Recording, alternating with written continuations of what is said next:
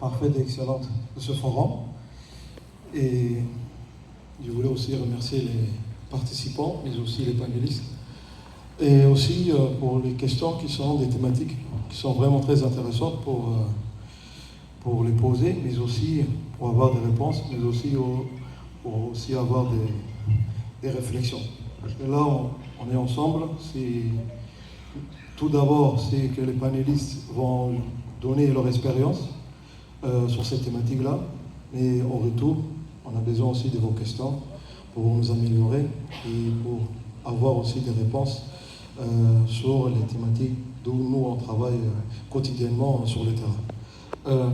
Pour la première question qui est qu'est-ce que le ministère de l'Agriculture au niveau de l'adaptation climatique fait au niveau au niveau de Djibouti. Premièrement, comme vous le savez, Djibouti c'est un pays aride, avec un climat aride, où l'eau est le facteur limitant pour toute croissance primaire. Donc, la première problématique, c'est d'avoir des solutions pour la question de l'eau. Donc, l'une des premières mesures et surtout les premiers financements et la grande majorité des activités du ministère consiste à trouver de l'eau là où il existe pour la population locale, rurale, surtout les populations qui sont les plus vulnérables au niveau de la République de Djibouti. Donc, il y a certaines innovations qui sont déjà été entreprises au niveau de Djibouti, c'est-à-dire le dessalement pour l'alimentation d'eau humaine au niveau de la capitale. Mais aussi, il y a l'utilisation des eaux usées traitées, qui est une réponse adéquate pour la rareté de l'eau. Donc, au niveau périurbain, il y a un périmètre agricole qui a été déjà mis en place dans les années 80, qui s'est arrêté durant quelques années pour des défauts d'entretien d'usines de traitement des eaux usées, mais qu'on a repris en 2017. Et maintenant, il y a un périmètre agricole qui est installé là-bas, qui appartient au ministère. Donc, on a installé des gens pour qu'ils fassent des exploitations agricoles.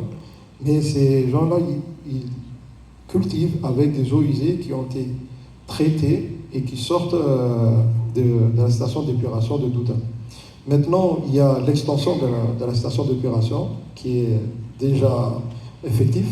Et là, on espère aussi agrandir le périmètre agricole pour que ces eaux usées-là servent à des fins agricoles et que la production de ces zones augmente, parce que cette production agricole, elle vient directement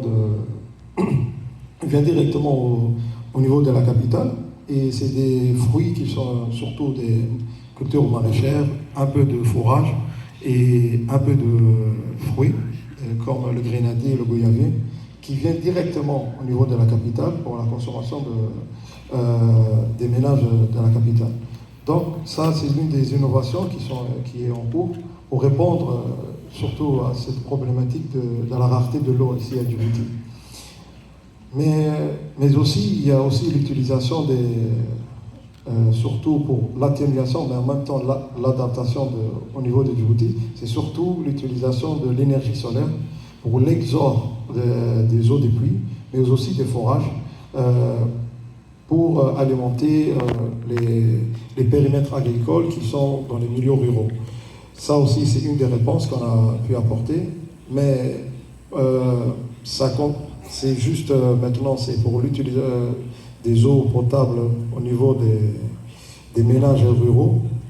Maintenant, on est à 70% des forages qui fonctionnent avec l'énergie solaire, mais dans l'avenir, on veut que ça semble atteindre les 100% des forages qui sont alimentés par l'énergie solaire.